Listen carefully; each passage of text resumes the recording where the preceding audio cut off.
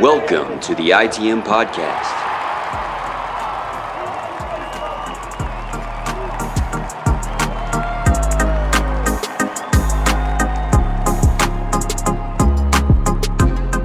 This is episode 283 of the ITM podcast, the official Boston Red Sox podcast of the CLNS Media Network, brought to you by Prize Picks, the exclusive daily fantasy partner of the CLNS Media Network.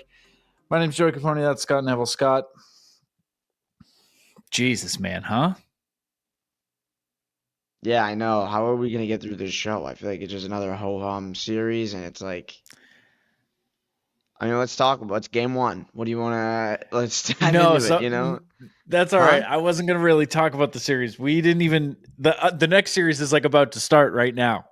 Yeah. So I don't even think, this isn't even really a series recap show. This is a special episode that we took a little bit of time on. You saw what happened off the field, right? I mean,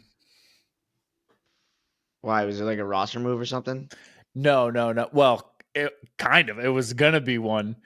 And then there wasn't one. And now people are talking about there being a really big one, maybe. They finally called up Roman Anthony. No, dude. No. Marcelo Meyer. No, dude. Nobody knew he was here. But they're going to. That's the news. I mean, that's what you want to lead with. That's still on the table. That's still in the cards. No, Devers basically said he hates the team. Basically. Oh, that, yeah. Yeah, I did see that too. People talking about that. Is that picking up steam? Yeah, people have a lot of opinions. People are talking about it. Yeah. That's gaining traction. Okay. Yeah, that piqued the interest of some people. Here's the thing, man. I don't even know really where to start with this. This is all this show is going to be. I can't imagine there's anything else to talk about. Some cool moments. Damn, replay. Chapman can throw it really hard still when he gets mad. Umpires so bad. Series recap over. I'm not totally sure where to start. I think I wanted to start with the quotes. I wanted to look at actually what he fucking said. Which there's been some discourse over, because even that we can't get a clear answer on. But that's the thing. This is the second time Rafael Devers has said something salacious, and then Spanish speakers come out of the woodwork 12 hours later and say, that's not what he said.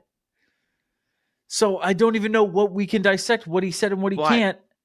Every time they do defend him, it's like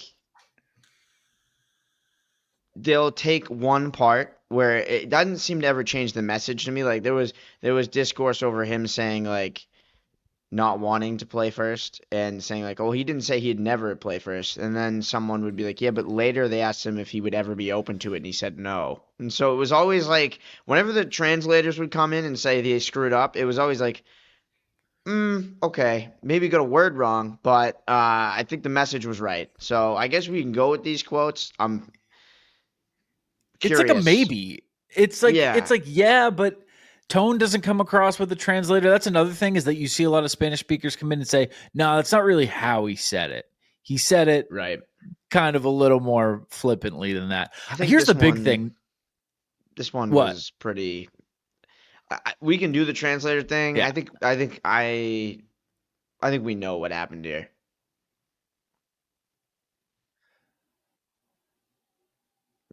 Did we skip there for a second?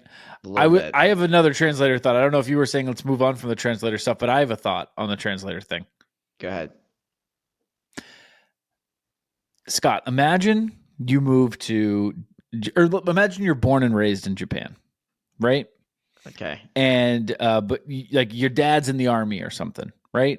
So you grow up speaking English in Japan, but also speaking Japanese. You learn Japanese, and you end up working in PR with a baseball team. And then a position opens up, and they say, "No shit, you'd be perfect for it. We need an English-Japanese translator." And you go, "Fuck yeah, I can do that." That's like the two things I do. Mm-hmm. And then they're like, because we got a baseball player here who speaks English. We need you to translate for him. And you're like, rock on. Totally got it. Sign me up. And then you meet the guy And he's a great old Scotsman who's speaking at a County Square goal like you wondering specky bull hair cunt like. And you're like, whoa. I think I can translate for this guy. That's Rafael Devers speaks a thick accented Dominican Spanish, which is not the Queen's Spanish. Even people who like are from the Dominican will say like, it's not great Spanish. It's not great Spanish. Like, really? I didn't know that. So like, if you are, let's say you're like an Englishman and you're given the same job of like, you got to translate for somebody and you're given a hoe down dilly dog South boy that you got to translate for. You're like, oh man, I don't really know exactly how to put this into another language. You gotta have like a little bit of creative license. I have two friends born in Mexico, speak they speak fluent Spanish. Twice I've asked each of them if they could translate a Devers clip for me, and they've told me no. They'll listen and be like, no. I'll never forget the first time I did. My friend responded, she said, that accent is gnarly. I don't know if I can help you. So Spanish is not Spanish. It's spoken in a whole bunch of languages, a whole bunch of regions, accents, dialects, whatever. So I think that's like a part of this is that like Devers speaks a gnarly accented Dominican Spanish that doesn't have a perfect translation. There's some words that I was seeing some people say like there's not a great word for the word that he used here in reference to Breslow at one point. But Breslow does kind of seem to be the point of emphasis here. He's not really talking about Cora at all. He's pointing fingers like specifically at Breslow.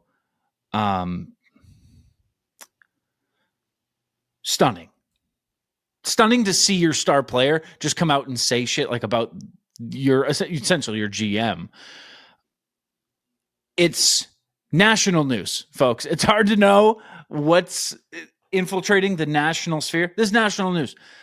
This is a star player. This is the highest paid player in franchise history talking shit about the front office and how they're doing their job. Because it's not even talking shit and saying, I'm not a big fan of it. He said, like, why don't they go out and do their job and get a first baseman? That's fucking nuts.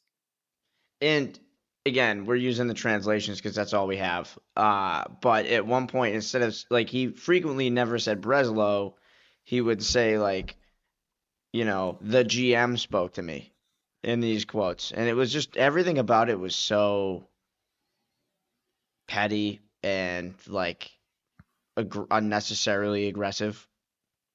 He said that person one time. Really? He said, I don't know what that person's problem is with me. Yeah, that one was pretty clear. Oh, that one, everyone can agree on that one? I heard that one. Yeah. Okay. He said, that person. He said, I don't know if that person has a problem with me, or I don't know what that person's problem with me is. It was something like that. But he saw that person. Which, again, that might just be a translation thing where that doesn't come off quite as mean, but that's crazy seeing it translated out. Should we like actually read the quotes, or do you think people are just kind of, I mean, they've seen a lot of it, obviously. I think most people have seen them. What I will do is pull them up right now. Smitty is really the one who had them all. Yep. Rafael Devers asked if his relationship with the Red Sox is okay. Quote, here in the clubhouse, thankfully, the relationship that I have with my teammates is great. I don't understand some of the decisions the GM makes. Next thing you know, someone in the outfield gets hurt and they want me to play in the outfield. I think I know the kind of player I am, and yeah, that's just where I stand. Let's start with that one. That's funniest one. That one's so funny. Rafi, no. Because he's so wrong. So, not even so wrong, but like he's obviously exaggerating, but this has happened a singular time. Like, he's acting like every day someone's like, hey, Campbell needs a day. What do you think about second base? Like, he said, like, as if it wasn't one season-ending injury that changed the construct of the team. One in a position that is most close to the position he plays. The equivalent of left and right field, you know? Like, they have moved you twice, and really it's once. One because time doesn't count. One of those, because I saw somebody say like Rafael Devers just learned a new position. Now they want him to go. Learning DH is playing half of your job. It's doing half of the things you used to do, and the easier, funner, the focus of your job. It's the thing that you want to be doing. And here's the big thing. Obviously, when he was being hyperbolic by saying they want to put me in the outfield and all that, they don't, Rafi, because that's for the good fielders. That's for the good athletes. So they're not going to put you there. Because the reason they moved you off a third is because they got a better fielder to put there. So now they want to put you at an easier position that's also a fucking corner infield position. My whole thing with the Rafi thing from early on, when like I felt for him when they lied to him, because they did. They lied. They said, hey, if we get Bregman, don't worry about it. Because what are you going to do? Are you going to tell him, hey, man, your job, might be in jeopardy if we get the better player, but if we don't get him, you can keep playing third. No, you have to treat him like an idiot. You have to, and that's fucked up and wrong, but it's like the way that like business has to kind of be done in that position to be like, no, man, you're good. They lied to him. They pulled the rug out from under him. I felt for him in that moment. But I also always stood by the fact that like if he was better at third base, this wouldn't be an issue. And I know he cares about it. I know he wants to play third. But he sucks at it. But he sucks at it. He sucks at it. So you can't like stomp your feet and be like, well, I thought you guys didn't want me to play third. You guys didn't want me to play the field. Well, no. We wanted you to. We just wanted you to be better at it. Is that too much to ask? So now we're giving you the easier position because I don't know if you saw Tristan. We don't know if he's going to walk again. Would you mind being like a team player? You got the most money in team history. You're like the face of the team. You're like the franchise guy. You mind playing the easier? You threw such a bitch moan piss fit about not playing the field anymore. Here's an opportunity. Go play it. Here you go. And not there. No. I want to play the harder one that I suck at. I don't know that he would play third anymore because he's not making decisions based on what he wants to do anymore. He's making decisions based out of spite. Like here's the timeline that I think of this as. From 2017 to 2024, he played third base. Of 28 qualified third basemen, he was dead last in outs above average. He had negative 28 outs above average. Austin Riley was over a game's worth of outs. And the second worst person at that position in a, what is that? 7-year span? 7. The second worst player had a negative 18 outs above average. That was Austin Riley. So he was 10 runs worse than the second worst person.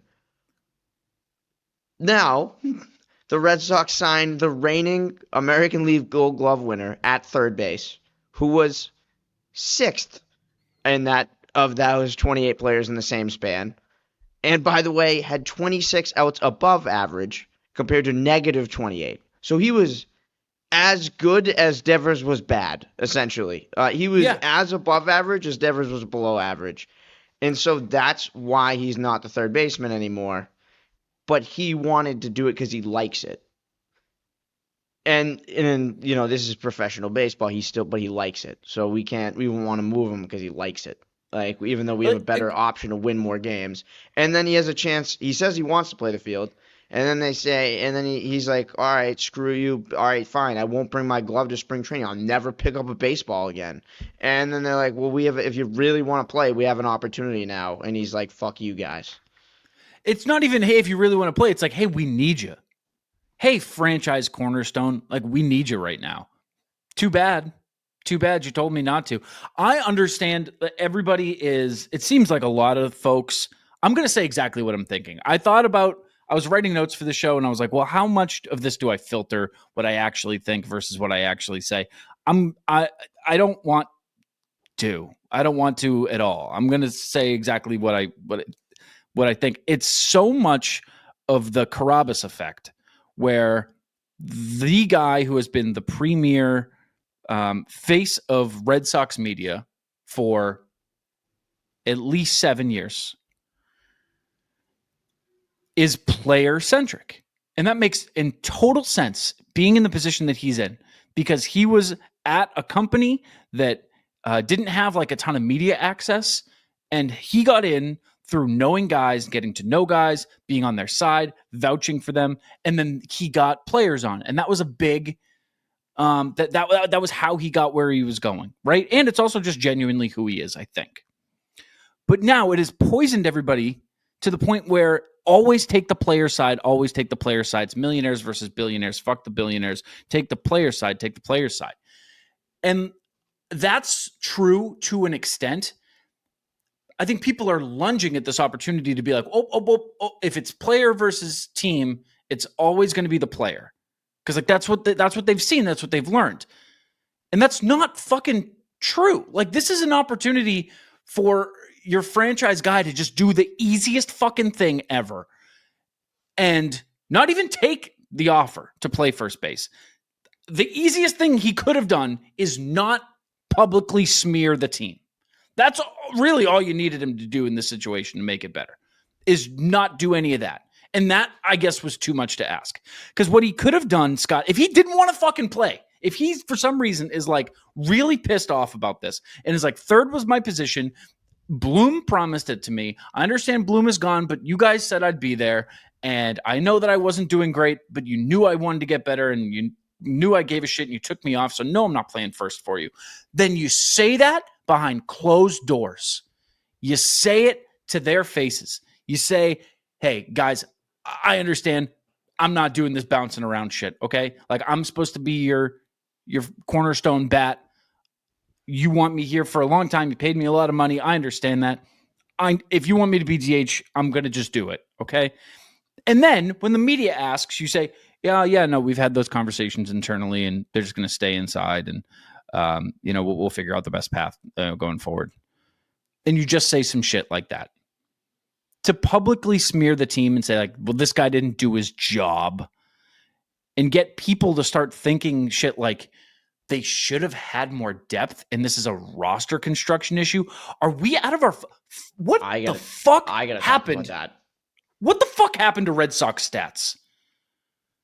I think, yeah, okay, so that's a good... So first of all, the thing about Jared, I think 9 times out of 10, more than that probably, I do think the player is typically right in these situations. Yeah. I think it's a rare exception. I will say, stunned by... It seems like after like the first 2 hours, almost everybody is on Devers' side, which I think is ridiculous. You can still love Devers as a hitter, as a player, but I'm not gonna lie, he's starting to really change the way I feel about him from spring training on, the whole flare up, whatever. Now he's just been an asshole this year, straight up, the whole year, just been a dick for no reason. Totally just fair. because he sucked at something and they had him stop doing it, which usually fans would be for. Typically, I know he's great at hitting, but they found a way to make him just do the part he's good at and take away the part he sucks at, is the worst in the league at. And they made a big deal of it, and somehow the fans are upset about that. And the guy that's replacing him is playing at an MVP level on both sides. Regardless, the roster construction thing. Stats, normally very, very smart. I feel like this was very, very stupid. Again, what people are saying consistently is well, they don't have a guy behind Casas, which I understand the name value of the guys behind Casas are not strong. Right now, you have Romy Gonzalez hitting .308 with a 120 OPS plus, 785 OPS, and above average defense. I think it's 4 outs above average. He is doing a damn good job of replacing Casas. He's frankly better than Casas this year. The problem isn't that they can't in terms of this find year, a guy. Yeah. They can't find – the problem isn't they don't have a guy to put there, or they don't have a quality player to put there even. The problem is you have 2 superstar prospects, and if you move around the pieces correctly, you can get another one in. That's not Breslow's fault that they have the number 1 prospect in baseball happens to be an outfielder, and another top 10 prospect in baseball happens to be a middle infielder. And if you move certain pieces around and you free up the DH spot, you can get one of those superstar prospects in there. That's not to say that Breslow couldn't figure out how to fill first base. That is a completely insane jump. It's not a roster construction issue. Should they have had a bigger name for backup first baseman? I don't know, maybe. I disagree. Should they? I think Romy's Should fine. they? Like, the Red Sox have some of the best bench players in the game. Yeah, position player depth is going after Breslow for this season's position player depth is insane. It's insane. It makes no sense. Did you want Kyle Schwarber sitting on your fucking bench? What are we talking about? Like, who did you want there? And the thing that pisses me off about all of that is, like, you can't have March start and give their offseason an A. And then the season starts, a franchise player gets hurt, and then be like, whoa, it's a roster construction issue. Really, was it? When you said that they could win the AL East, and when you said that their offseason was an A, were you complaining about the roster then, or only after injuries are you talking about that? And roster depth, who the fuck has an all-star backup first baseman? Who? Like, point to one team in the league where you can be like, oh, they have, 2 all-stars at every position in the infield. It's not how it works. Like, shame on the Red Sox for only having 26 men on the roster. How many depth players do you want them to have? Who's also useless on this team? Like, Abraham Toro is like the David Hamilton, value-wise are giving you the least. Abraham Toro and Romy Gonzalez is a fine platoon for first base. For a situation where there was a season-ending injury in April. I think April, maybe the first day of May, whatever the hell it was. It's also insane that people are clamoring. If you're on Devers' side, you can be mad the way they've treated Devers without necessarily saying this is the right roster construction. So I agree that you can separate those two things. But what Devers is advocating for is for them to go out and get a guy that's available at first base. Instead of, if he moved to first base, you could call up Roman Anthony. So you could have Devers in the lineup and Roman Anthony. Instead, what he's saying is go grab somebody. We did that last year. We ended up with Dom Smith and Garrett Cooper. Is that what we want? Do you want to add Garrett Cooper to this team? They're already in talks with Dom Smith. Yeah. Do we want Dom Smith or Roman Anthony? I know he's a fan favorite because he had a good month. Do you want Roman Anthony or do you want Dom Smith? That's not that hard for me, but I don't know. I guess Breslow's an idiot and he should be getting Dom Smith on the phone right now. That was the right move, according to these people that are on that side. Well, according to Rafael Devers, quote, I think they should do their job, essentially, and hit the market and look for another player to play first base. I'm not sure why they want me to be in between the way they have me right now. Yeah, let's go trade for Pete Alonso. You know who's going to be in that trade probably now? It's number 11. That's how you want to do things. I want to talk about those rumors and about if there's any truth to them, just because so many people are talking about it. And yes, I understand people are jumping on the opportunity to, further push a story that's already out there and sensationalize some things. But I do want to look into it and talk about it for a second after I tell you that Prize Picks is the best place to turn your sports knowledge into cash. With millions of members, Prize Picks has made daily fantasy sports accessible to all. You just pick more or less on at least 2 players for a shot to win up to 2,000 times your cash. Run your game all season long on Prize Picks. Cash in on the basketball playoffs with Prize Picks. Don't miss your last chance to add your favorite players from the court to your Prize Picks lineup. Whether it's points, rebounds, assists, take your pick of more or less for your shot to win up to 2,000 times your cash today. Every Tuesday, Prize Picks discounts several player projections on the board, usually by 15% to 25%. And Scott, what do they call it? Taco Tuesday? They call it Taco Tuesday. So sign up today and get $50 instantly when you play $5. You do not even need to win to receive the $50 bonus. No, you have to win, obviously. Well, no, don't read. Yeah, no. Let me read that again. No, because you got to right. Clearly you have to win. Yeah, I think they messed up here. Let me read it again. Sign up today and get $50 instantly when you play $5. You don't even need to win to receive the $50 bonus. It's guaranteed. That can't be right. You must have to win, but that's okay. I mean, every time, some intern screwed up an ad read. Nothing you can do about that. I mean, go and try it at least. What are the odds, right? Download the app today. Use code CLNS. Get $50 instantly after you play your first $5 lineup. That's code CLNS to get $50 instantly after you play your first $5 lineup. Prize Picks, run your game. I was talking to somebody close to the Sox, not with the team, close to the Sox, and kind of talking about how Devers handled this and whatever. And they made an interesting point. It's simple. And also, I was like kind of stunned to hear from this person. They were like, can you imagine Judge saying that? No. Like, can you imagine Aaron Judge? He would not do that. He just wouldn't He do would that. never say that. Neither would Bregman or like Mookie or any Pedroia, any player that's ever been here, any Yankee, any like there's not many players who would say shit like this. I think, and I like Devers as a player. I think he's actively the biggest bitch in Major League Baseball. And I don't think that's crazy to say. I don't know if I've ever seen someone baby a situation more in baseball. I think that's also why he did can't talk lie. to the media. He won't. I think yeah, of course. Yeah. I think that's why they lied about him playing third base, because they had to kind of baby him through it. Yeah. Because he doesn't like that he's getting taken away from something that he had 7 years to figure out and couldn't figure out. Mm-hmm. And he's always got a problem. And he can't talk to the media. He can't step up and be a franchise guy. He can't just do the interviews after the game and say, yeah, that was a tough loss. That's on us. He can't do that. Bogarts, he can't just do – his best friend Bogarts was the perfect example of exactly what to do in this city. And he couldn't do it, which is not hard. The baseball part's really hard. Being one of the best hitters in the game is really, really hard. But he just couldn't do it. And it's like, I was always been on the belief that, like, I don't need Devers to be the vocal leader of the team. Like, who cares? Like, just go rake. But if you're gonna do that, like, now it's gone beyond like, hey, like, I just don't like talking to the media, and now we have leadership issues and we have to sign someone like a Bregman.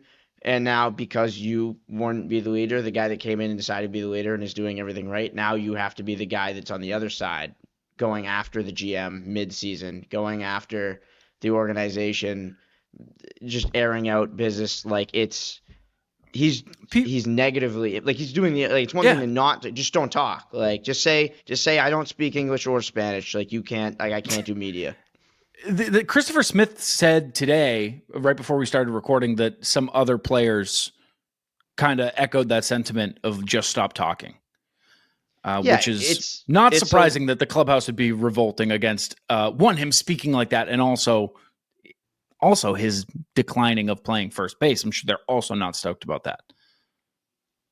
Yeah, as a player, you would want your teammates to do what's best for the team, and if that's what's best for the team, then yeah. And I've said before, like, it's not always the best. And what did I say last week? I said you don't want to move him because you've already moved him once and he already wasn't happy, and this is probably going to be Now, I didn't expect this, but I was like, it's probably easier just move someone else. I didn't expect it to be this bad. I mean, it's a conversation too. They didn't tell him he's playing. It was a conversation, clearly. Right?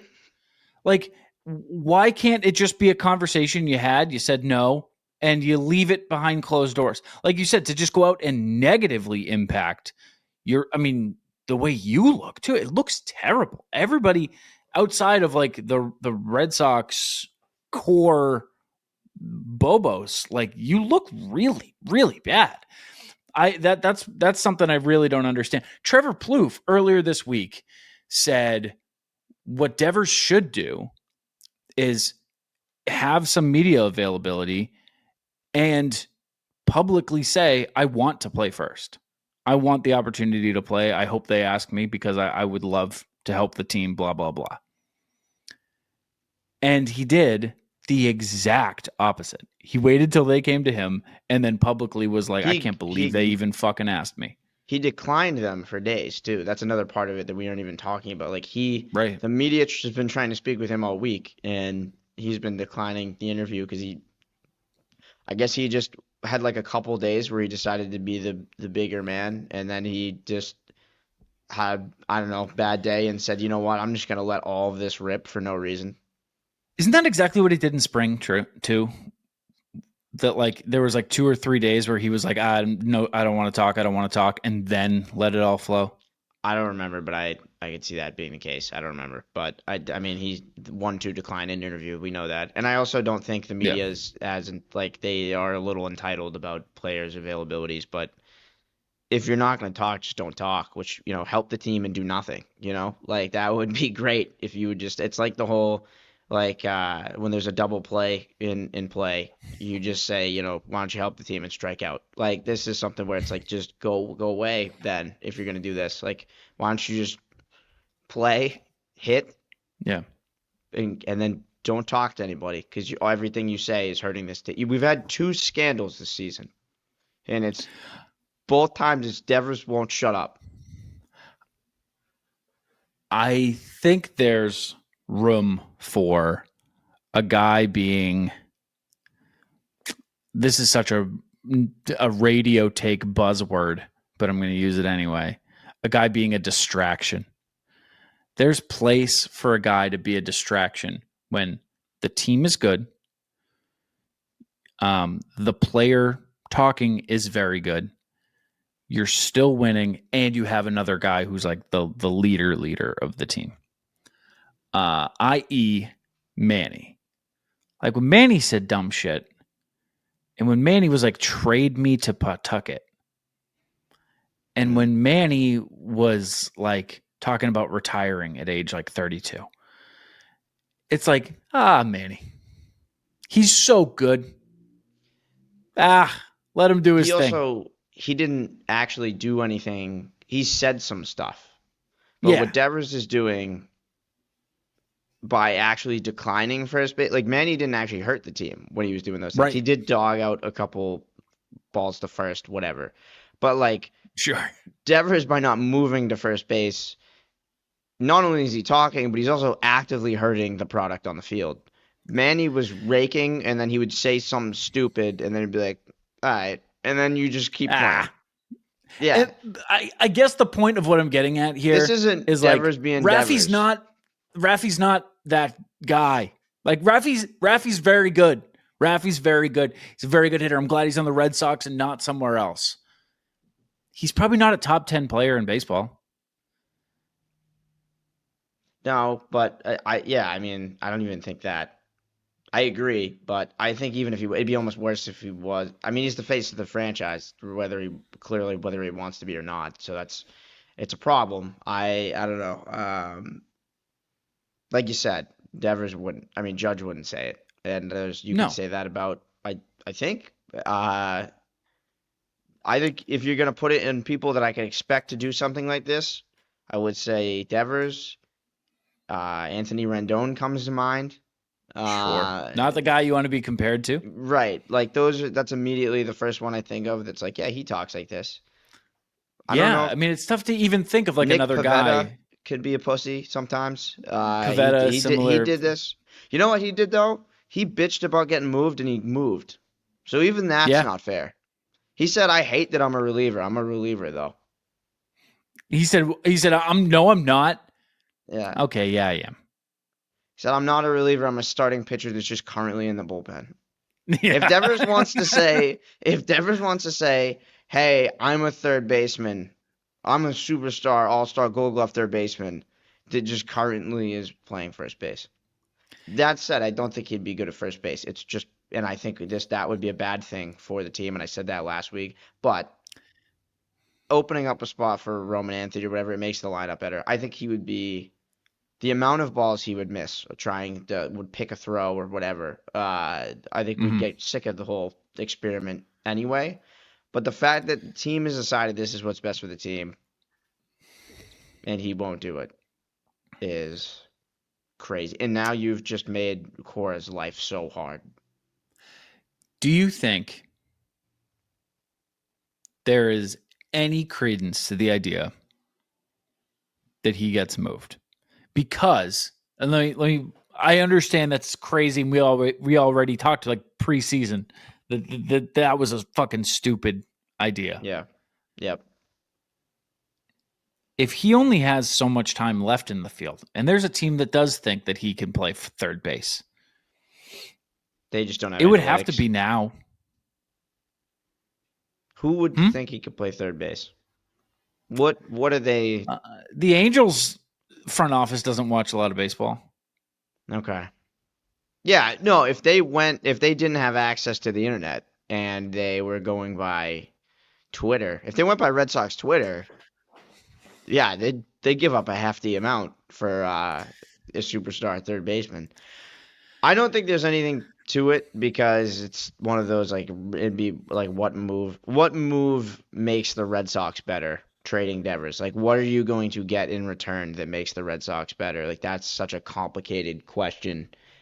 I think it I would will hinge say- on a Bregman extension for one thing. Let me say that. I think it would But it would even hinge on that. It would be like, age, okay, we though. have. What about his age?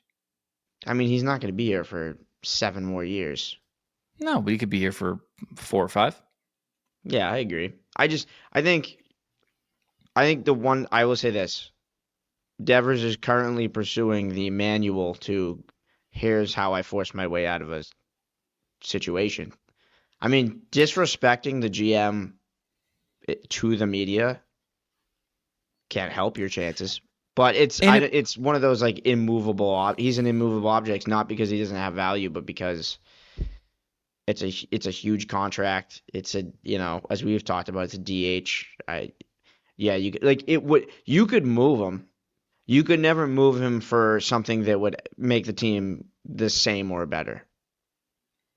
And as much as this is a thing, this isn't a let's trade a $300 million player away because it's such a huge problem. This is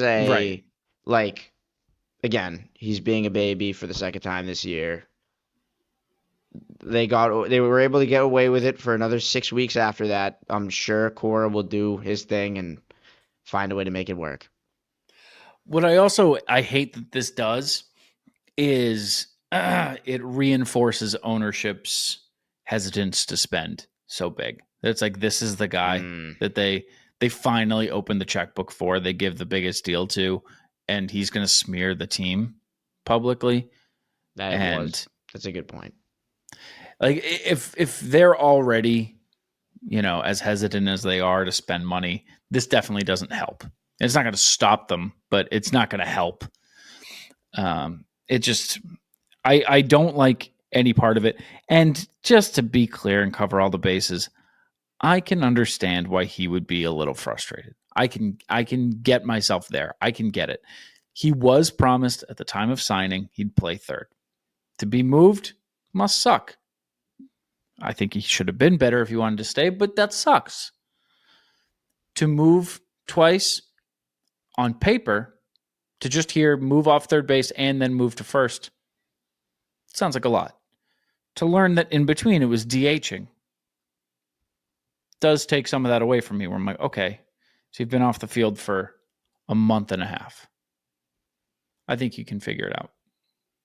I think you'd be okay. But I'm with you that, I don't think Rafael Devers would be a Gold Glove first baseman, but I think it would be a disaster. But it's more just the fucking team spirit, the goddamn like when you pay a guy $330 million, $331 million actually, you expect him to put the team first. But even below that, if you want to drop the bar even lower, you expect him to just not publicly disparage them. Yeah. Yeah. And I don't think that's too much to ask. I don't. So it's also like, what is he getting out of this? Like he gets some shit off his chest. That's it. Which I wouldn't want to have shit on my chest, to be fair. But no, me neither. All he did was vent. He just vented. He could have done that without doing that in front of a microphone. Because all he did was hurt his relationship with the team, create a huge storyline. I don't know if I believe a ton about the whole distractions thing, because I think when the game starts, it doesn't really matter. I've heard Arian Foster talk about how he was in the middle of the Colin Kaepernick kneel situation, where half of his team was kneeling, half of them weren't, and he's like, that was probably the best team I played on. It was the Dolphins. Mm-hmm. I'm not sure I'm a huge believer in distractions impacting performance, but what he's doing is also he's affecting roster construction, which definitely impacts performance.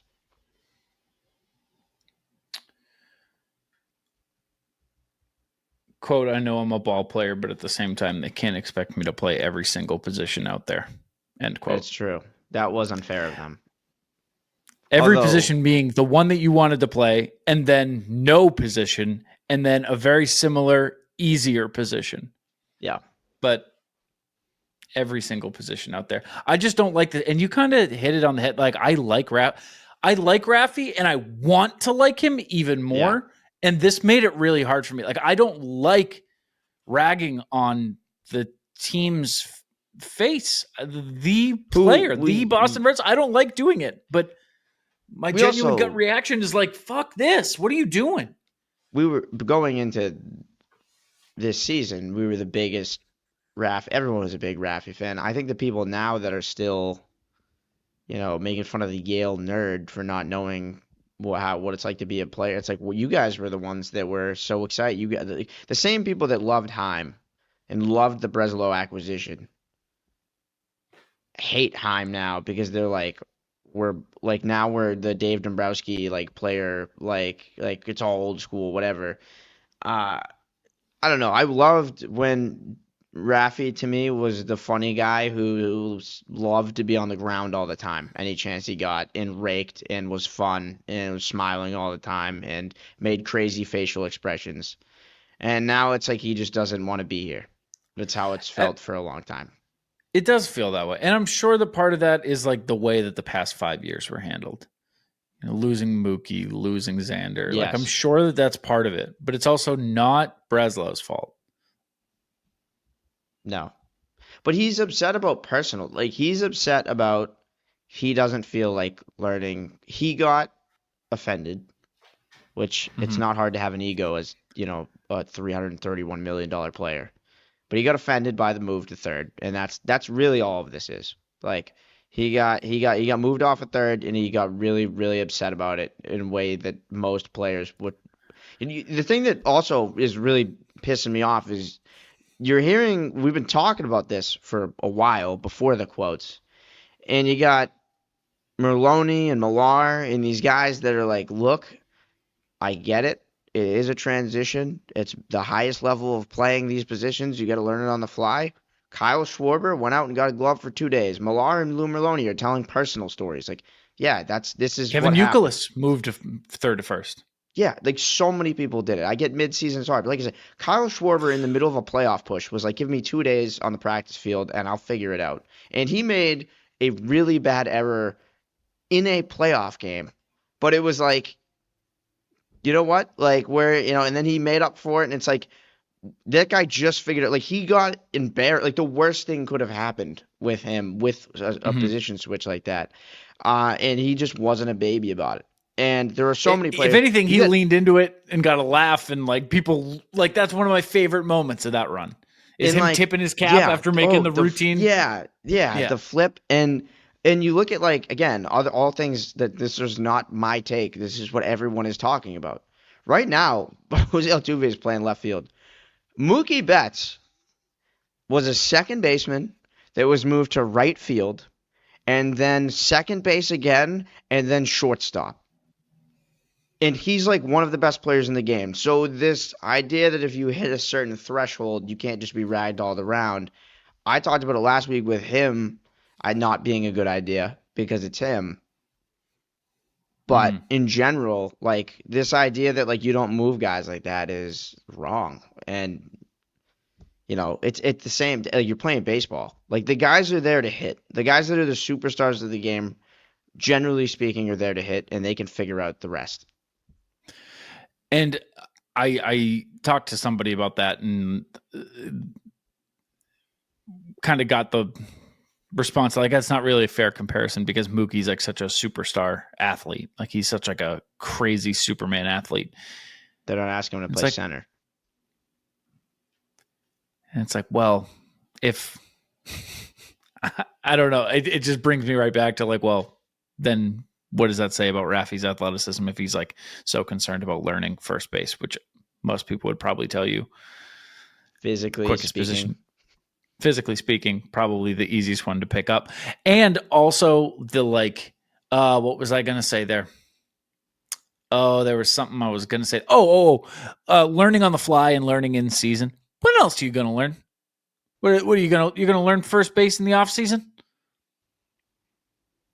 I You're don't not know going to do that. I don't understand too. Like, there's so many people on this team doing that. Like him being like, how am I supposed to do that? Last year you had The rookie. Rafaela. You The had rookie. Rafael switching between center field and shortstop on a day-to-day basis. You have Christian Campbell playing second and center field this year. You have had so many people. Duran got switched from center to left, which you might be like, well, that's not a big deal. That's about the same transition between third and first. And it's just it's not so much about how playing first, like he plays first, he's gonna play Gold Glove, it'll be awesome. But like the unwillingness is insane. Hanley Ramirez was a shortstop that's played left field for us and then first base. So many people were just like, yeah, I'm going to do that because this is my job and I do what the coach tells me. I do what the GM tells me, and we're going to try and win games. And I might not see it this way, but I think I'm going I'm going to do the best I can. And if the guys that are getting paid a lot of money to make these decisions believe this is the way to go, they're not always going to be right, but let's make the most of this because it should happen. Yeah. And instead of taking matters into your own hands, I think is a little insane. It's just disappointing because you want to, again, it comes back to he's going to be up tonight and I'm going to be like, man, I used to be like, I love this guy and I still am rooting for him, but there is a little bit of you don't like this team as much as I like this team, and the guy on deck likes this team, and the guy Alex Bregman that replaced you, who's been here for a couple months, he's bought in a lot more than you have when you were the 16-year-old plucked out of the Dominican by the Red Sox. Not to say that he couldn't have gone out elsewhere, he would have been fine, but they drafted him as a teenager, developed him all the way up to a superstar, made him the highest paid player ever. And it's what do they get in return? The second that he wants to just they take the glove away, and it's all of that is forgotten.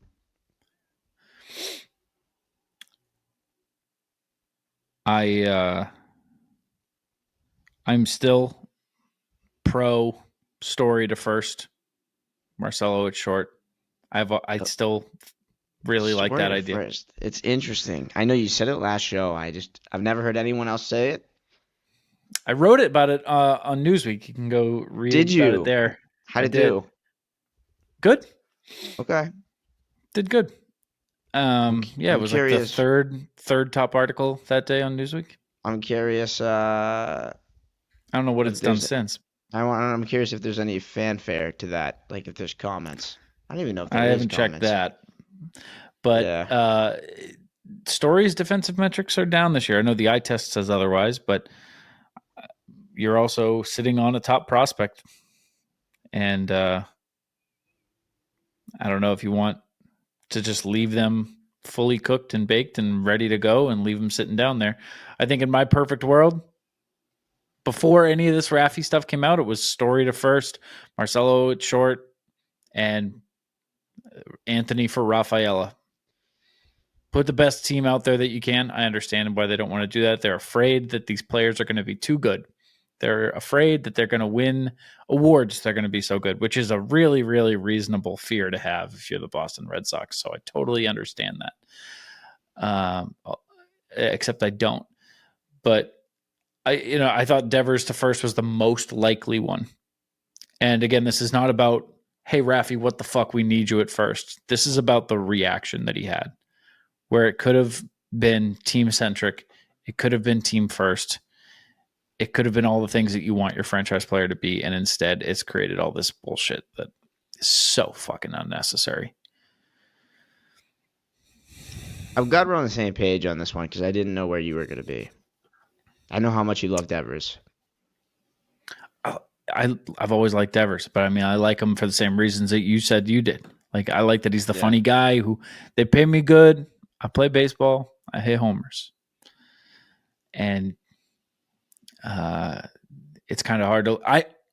I know if I was his teammate that I'd be Well, you think you're better than us? Like you can't play first? Like you think that's below you? You're upset? Like we're trying to win out here. I don't know if we need you shitting on the GM. And then it's just Romy in the background be like, you tell him, Ravi. Wait, why would you need to add someone else? Even him, actually, they'd be pissed too, because he'd be like, I don't know, find someone. Obviously, even saying like they should go look elsewhere. Like, no one's talking about that, but that's a pretty funny thing too, to just be like, well, obviously we got to put someone there that's not this dickhead. What's his number? 23. I think that. Yeah, nobody was talking about that at all.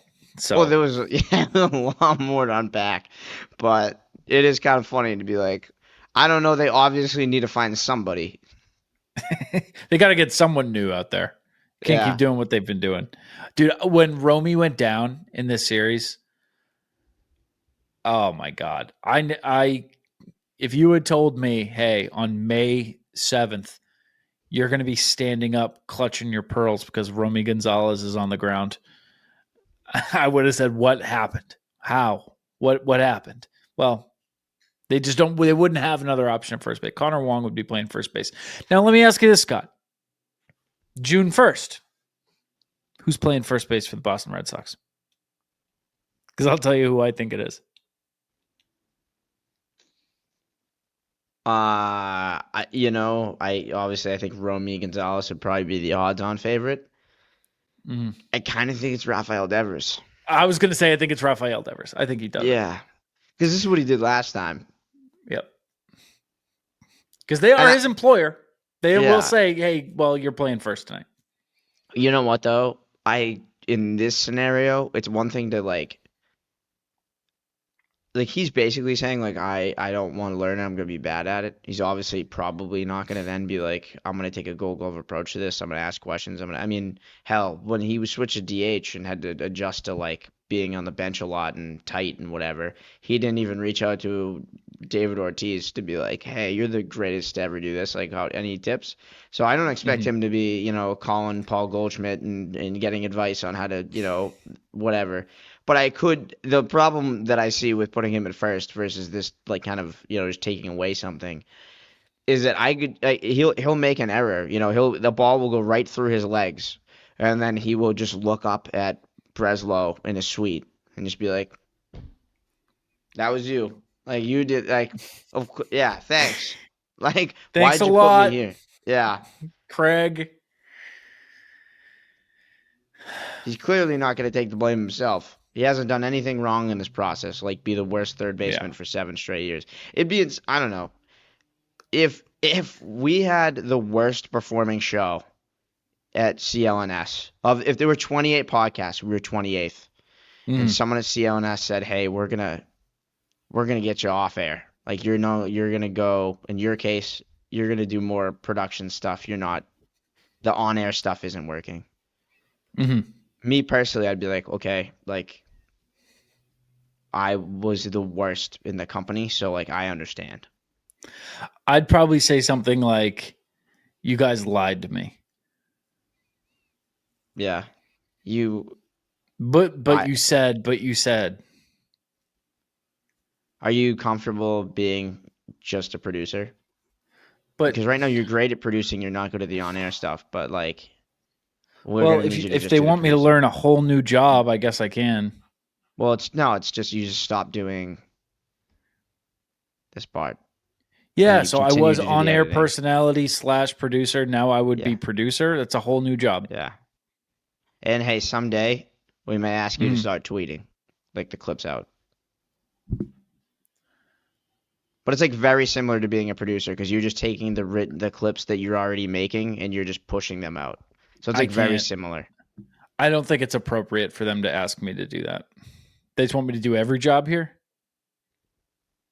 So if the chef in the office goes down, am I supposed to learn how to do that too? The outfield one's fucking crazy. That's so childish. And him being like, we love you. We want you. Every time somebody gets hurt, I'm going to have to switch positions. Like, is that what he really feels is happening? One time. The first change had nothing to do with injury.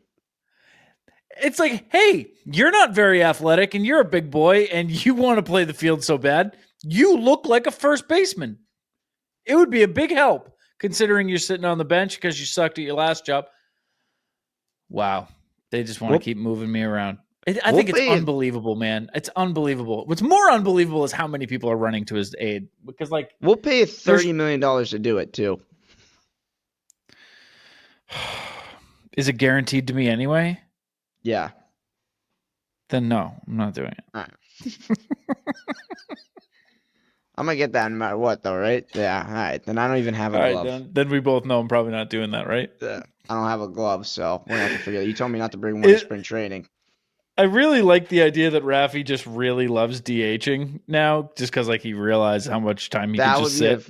That would be a funny spin zone if this was all about that he actually loved DHing, but he can't say that because like it turns out he actually really loved DHing, but he made a big deal about it. So now he's just like, nah, like you know what? It's about respect. And in reality, you guys. But I thought you said no more of that. You know, my legs have never felt better. Yeah, hey, what you said? I just thought you said that we could just kind of chill out for a bit. You told me I could kind of just chill out for a bit. Now you want me to go full time again, and I was having a good time. It's about respect. Is really good. No, it's about respect, man. It's not about anything else. That's good.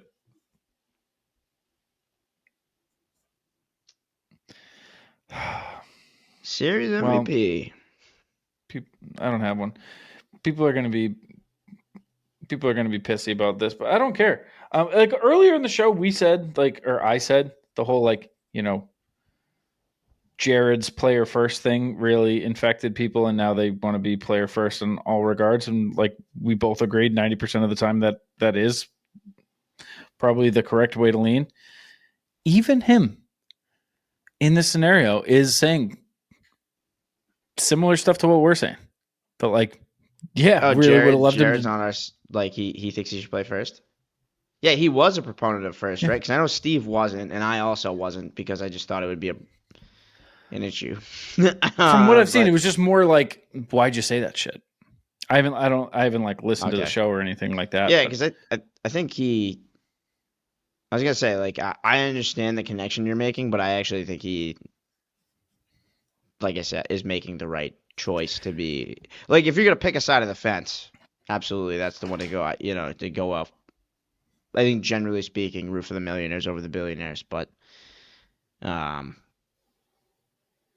in this case, it's the people like Stats is who I have a problem with. It's like, what are you talking about? Stats, dude, something happened to him.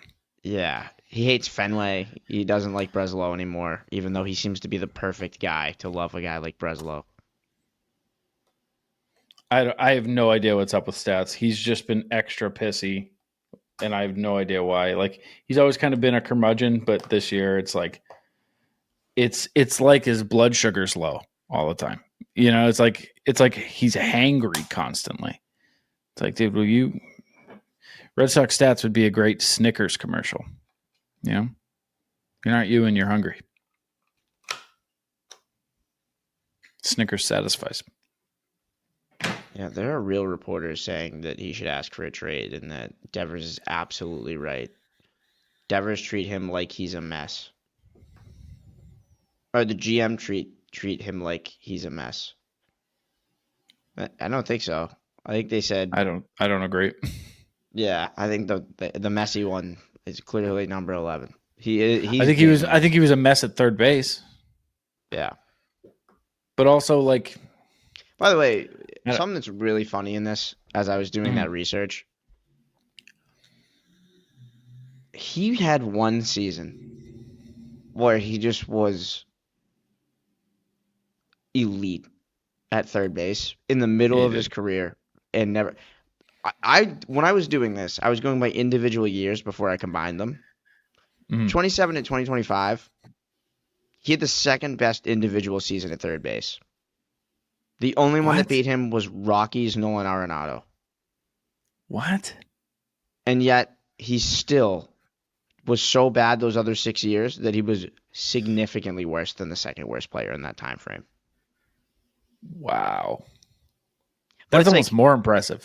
Yeah, I don't understand what happened when it was like at the time. I really think it had a lot to do with the Red Sox absolutely nailed infield shifting that year, and that's when they could still do it heavily, and he could pretty much just dive one way. Mhm. But still, one of the funnier, without context things to just look at his career year by year and just be like, oh yeah, that was the year that Rafael Devers was a Gold Glove caliber third baseman. Yeah. Very weird. Well, we'll see the fallout. We'll see what happens. I'm Sure, it'll be fine.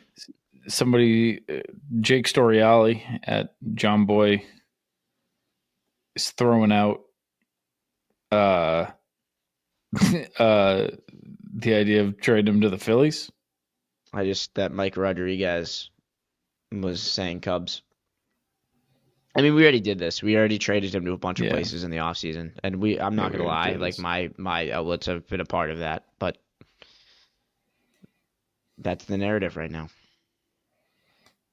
He had outs above average by year, -9, -4, 18, -4, -13, -2, -8, -6.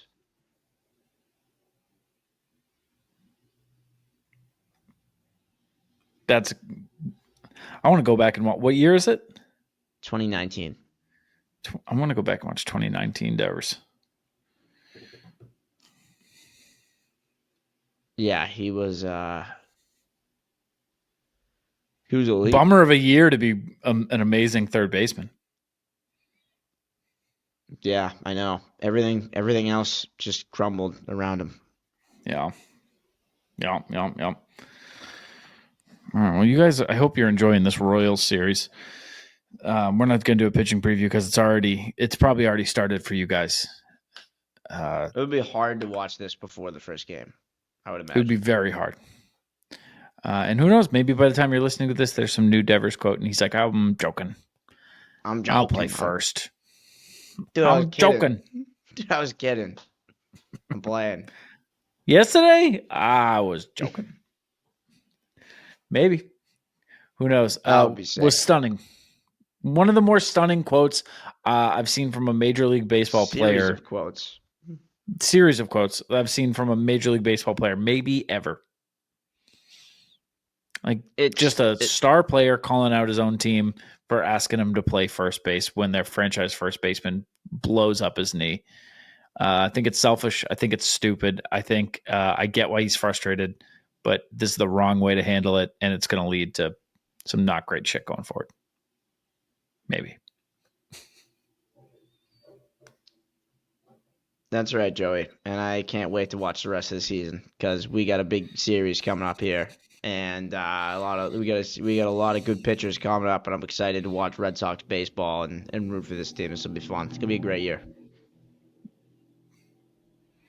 Scott, just one more thing before we get out of here.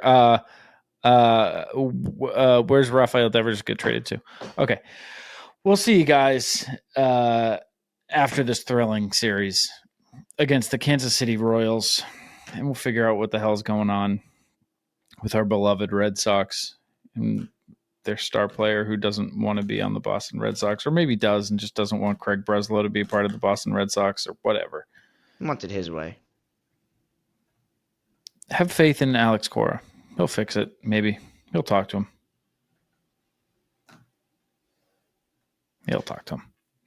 All right. You can follow us on the socials at ITM_pod. You can follow me at Joey Copponi. You can follow Scott Neville at Scott Neville46. Just like